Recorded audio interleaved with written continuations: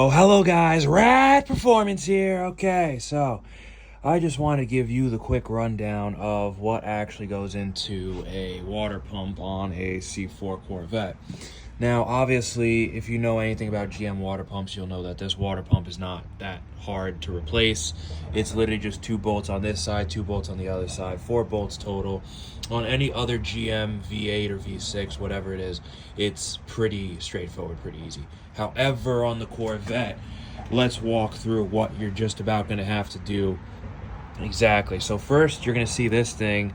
That belongs with this whole air injection nightmare. It's really not that hard. It's just stupidly annoying. And of course, there are electrical connections for that as well. Or those electrical connections may go in something else. I don't know. It's been a while. But basically, you have air injection system. Then after you get the air injection system out, then you're going to deal with the bracket that is right over there, which holds your AC pump. So I just obviously, and by the way, you're going to have to take out the serpentine belt system, like duh. But then you take out this guy with that bracket and you just set him off to the side because obviously we're not disconnecting him. Then you'll notice that bracket mounts here, and then these studs are on the actual bolts that actually hold the actual water pump in itself.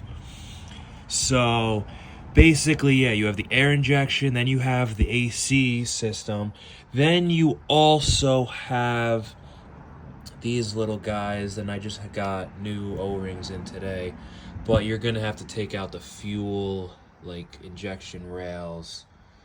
Those thread in right there. It's just 1 and 2, and basically outside of that and a lot of finagling, you're kind of done ish.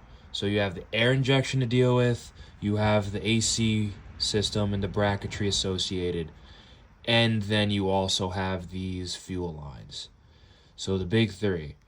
And then if you do all that, you will have access to do your water pump on a C4 Corvette, for the most part. Alright guys, thanks for watching, like, comment, subscribe.